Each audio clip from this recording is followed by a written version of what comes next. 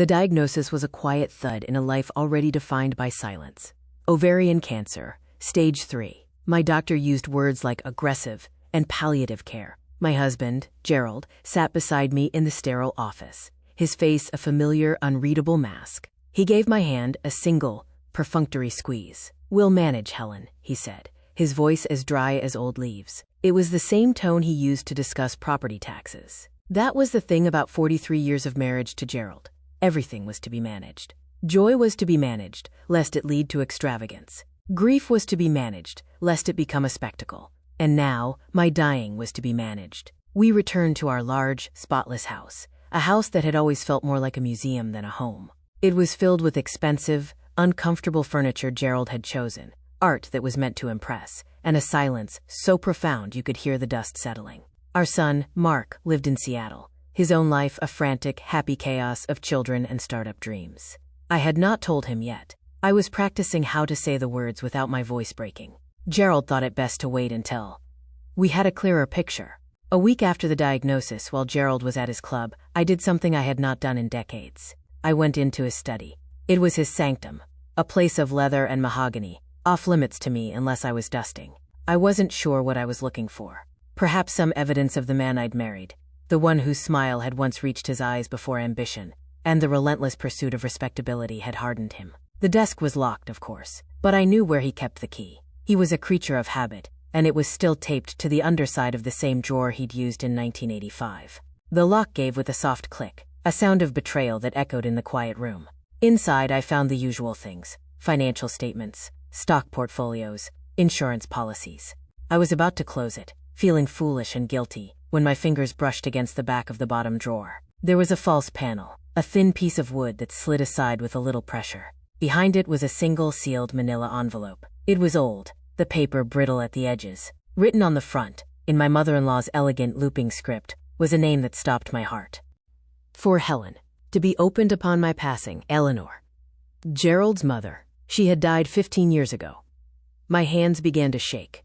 Why would Eleanor leave something for me in Gerald's secret drawer? Why had he never given it to me? I tore the envelope open. Inside was a smaller, linen envelope and a folded letter. The linen envelope was heavy. I turned it over, and a key fell into my palm, a tarnished, old-fashioned skeleton key, and a bank book for a savings account at a local branch I'd never heard of. With trembling fingers, I opened the bank book. The first entry was dated 42 years ago. The initial deposit was $5,000. And then, every month for 42 years, a deposit had been made. $200, $400, sometimes $1,000. The balance, as of the last statement, was $1,847,320.16. A wave of dizziness washed over me. Nearly $2 million. I dropped into Gerald's leather chair, the breath knocked out of me. I fumbled for the letter.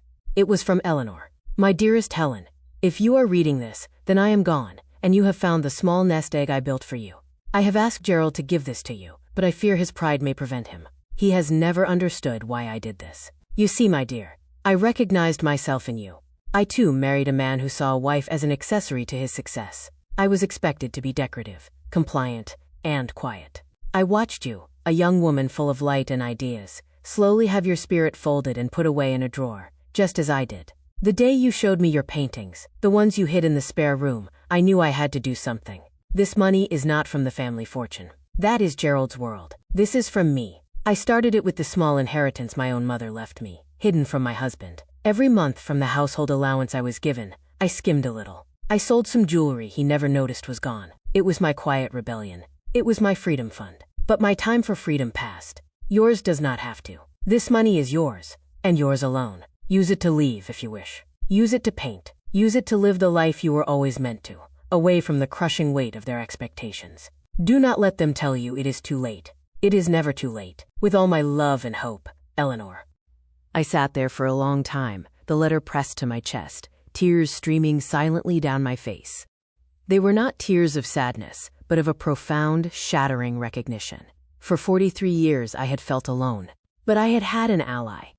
A silent guardian who had seen the slow erosion of my soul and had, month by month, dollar by dollar, been building me a bridge to the other side. And my husband had known. He had found this, and he had hidden it from me. He had locked away my escape route, my mother-in-law's final, desperate act of love. The front door opened. "Helen? I'm home." Gerald's voice, crisp and assured, echoed in the hall. I quickly wiped my tears, stuffed the letter and the bankbook into the pocket of my cardigan, and slid the panel back into place. I was locking the desk when he walked into the study. He stopped, his eyes narrowing. "What are you doing in here?" "Dusting," I said, my voice remarkably steady. He looked at the key in my hand, then at the desk. A flicker of something, panic, crossed his face before it was smoothed away by his usual condescension. "You know I don't like you touching my things. The cleaning girl can do it." "Of course," I murmured, lowering my eyes, playing my part. The docile wife, the manageable patient. That night I lay beside him in our large, cold bed, the knowledge of the letter, and the money burning a hole in my mind. I thought of the paintings, now stored in Mark's old childhood trunk in the attic. I thought of the art classes I'd wanted to take, the trip to Italy I'd dreamed of. I thought of the small studio by the sea I had once sketched on a napkin, all the dreams I had folded up and put away, believing they were foolish, that I was not worthy of them. Eleanor had believed I was. The next morning, while Gerald was at his golf game, I took the key and the bank book and went to the branch listed. The bank was small, old-fashioned. I asked for the manager. An elderly man with kind eyes greeted me. "I'd like to access this account," I said, sliding the bank book and the key across the counter. He looked at the book, then at me, his eyes widening slightly. "Mrs. Price, we wondered if you would ever come. Mrs. Eleanor spoke of you often. She set this up as a private client account decades ago. The key is for a safety deposit box." He led me into the vault. The box was long and narrow. The key turned smoothly. Inside, there were no stacks of cash. Instead, there were more bank books, tracking the growth of the savings into various investments. And there was another, thicker envelope. This one contained stock certificates and bonds, and a deed. I unfolded the deed. It was for a property.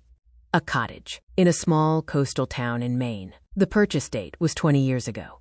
It was in my name, Helen Price. I had to lean against the cold metal of the vault to stay upright. She hadn't just left me money. She had left me a home, a life. I spent the afternoon in a quiet cafe, spreading the documents out before me. The total value was closer to $3 million. It was more money than I could comprehend.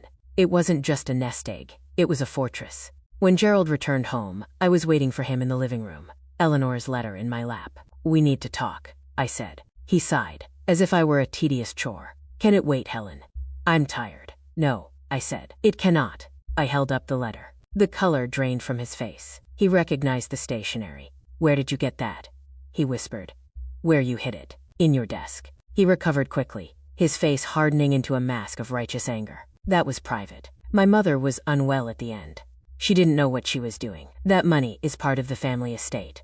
It belongs to me." "It belongs to me, Gerald," I said, my voice quiet but ironclad. "She left it for me. You had no right to keep it from me." "And what would you have done with it, Helen?" he sneered, a lifetime of dismissal in his tone. "Bought more art supplies? Wasted it on some foolish trip? You have no head for money. I was protecting you, protecting our assets. You were protecting your control," I said, standing up. "You were protecting your image of the perfect, manageable wife. You watched me shrink myself to fit the space you allowed me, and you took the key to my cage and locked it away in a drawer." He stared at me, truly seeing me for the first time in decades. The quiet, compliant Helen was gone.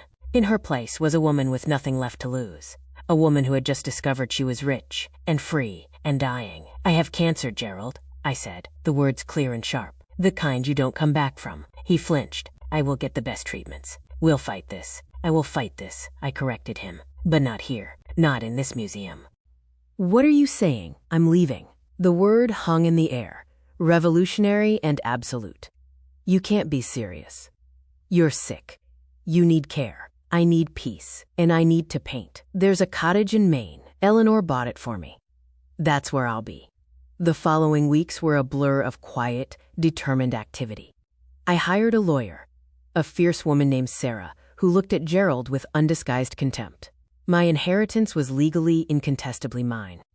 I packed a single suitcase. I did not take any of the jewelry Gerald had given me, or the expensive clothes. I took my old painting smock, my brushes, and the photographs of Mark and my grandchildren. The day I left, Gerald stood in the foyer, a lost, bewildered man. The foundations of his controlled world were crumbling. "After everything I've given you," he said, his voice hollow. "This house, this life." "You never gave me a life, Gerald," I said softly, opening the front door. You gave me a role to play. Eleanor gave me back my life. I did not look back. The cottage in Maine was small and weathered, perched on a cliff overlooking the Atlantic. It was everything our sterile house was not. It was filled with light and the sound of the sea. The first thing I did was set up my easel by the large front window. I started chemotherapy at a small, excellent hospital nearby. The nurses were kind. They called me the artist. I did not hide my diagnosis from Mark. I told him everything: the cancer, the money, the cottage, the decades of quiet desperation. He cried, and then he booked a flight for him and his family to come see me. They arrived on a bright, cold morning. My grandchildren ran through the cottage, their laughter, a sound I had never heard within the walls of my previous home. Mark hugged me for a long time. "I'm so sorry, Mom," he whispered. "I never knew." "It's not your job to know your parents' secrets," I said, stroking his hair. "It's your job to live your life. And I am finally living mine. The treatments are difficult. Some days, I am too tired to lift a brush. But on the good days, I paint. I paint the sea in all its moods. I paint the gnarled trees that cling to the cliffs. I paint the light. I am not painting for a critic, or for a show, or to decorate a wall in a house meant to impress. I am painting for me, for the girl I was, and for the woman I finally became. Gerald calls sometimes. His voice is different, smaller. He tells me about the empty house, the silence. He asks about my health. He does not ask about my paintings. I am not sure how much time I have left. A year, perhaps. Maybe 2. But for the first time in over 40 years, the time feels like my own. It is not a sentence to be endured, but a gift to be savored. The other day, a local gallery owner, a young woman with bright eyes, stopped by. She'd seen me painting on my porch. "These are extraordinary," she said, looking at the canvases leaning against my wall. "Would you consider letting me show them?" "Yes," I said, a smile spreading across my face. "I think I would. The cancer may take my body, but it cannot touch the woman I have rediscovered." Eleanor's secret was not just a fortune. It was a message in a bottle, cast across the years. You are seen. You are valued. It is not too late. And she was right. It never is.